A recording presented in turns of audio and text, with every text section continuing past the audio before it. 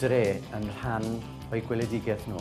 Roedden nhw'n cynrychioli'r math o falchder a'r ymdeimlad o annibyniaeth sydd yn rhan anatod o bobl y dre ac o bobl yr ardal. Roedden nhw ddim yn ceisio bod yn neb ond nhw hunain. Ac mae'n anodd i fod yn gerddor ac i fod yn onest i chi'ch hunan a rhoi hwnna uwch ben pob beth arall. A trwy bod yn onest iddyn nhw hunain, rwy'n onest i'w dre nhw ac rwy'n onest i'w ardal nhw.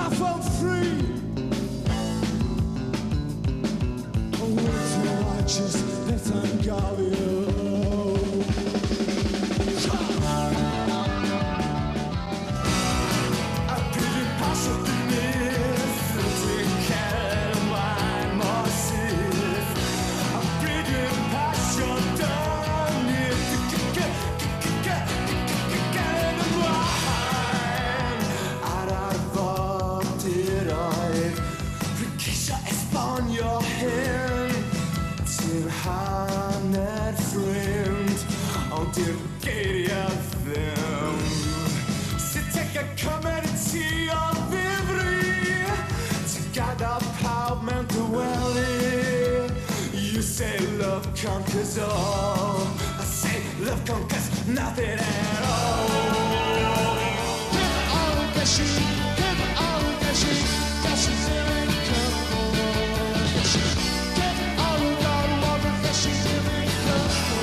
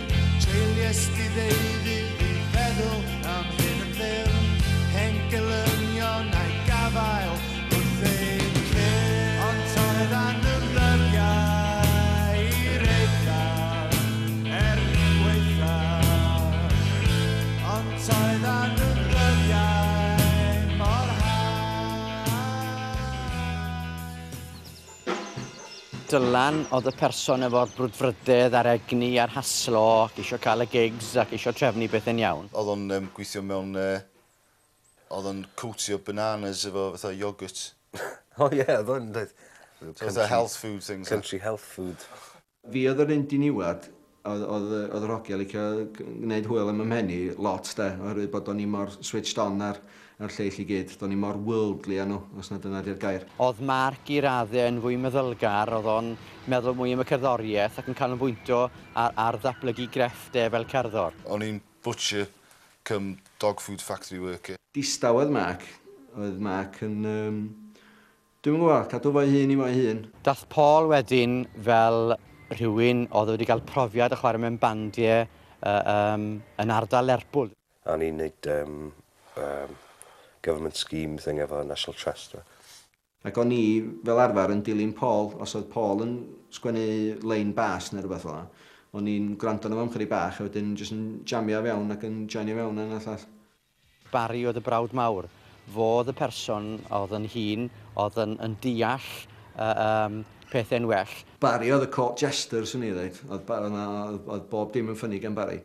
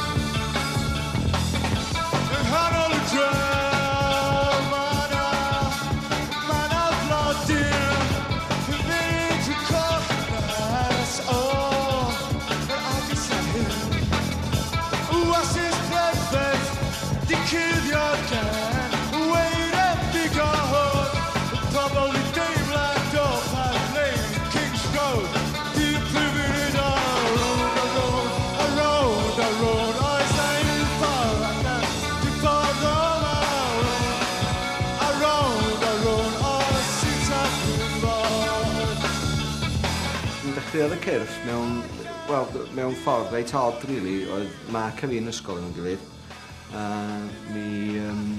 Mi ddaru ni ddechrau cael gwersi drymiau yn y drydydd flwyddyn o'r ysgol.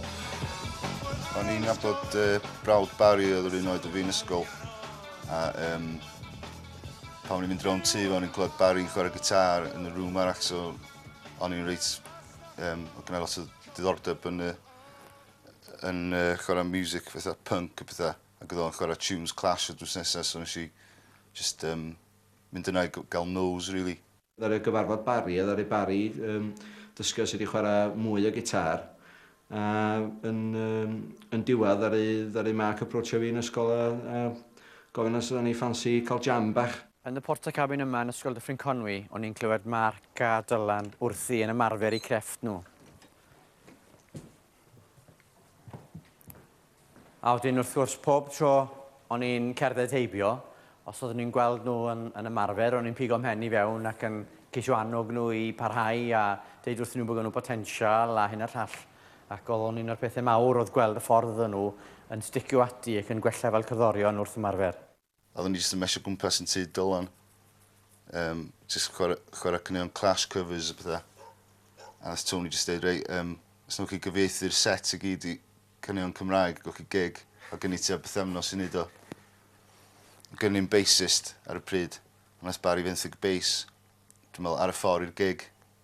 So oedd o reit in at the deep end. Nath Barry dod rownd a gofyn, oedd o wedi clywed fod gynnau 4-track, to. So oedd o wedi gofyn os o'n i'n fodlon wneud recordings, dwi'n meddwl. Nes i fyny i lle dull, a just setio fyny 4-track a wneud pethau. Ond ar ôl hwnna, oedd yn glir fod Barry ddim rili eisiau chwarae bass anyway, oedd eisiau fod yn gitar hero, dwi'n meddwl. So o'n i mewn i chwarae bass anyway, cos o'n i wedi bod yn chwarae am spel. So nath o just sort of evolfio, really,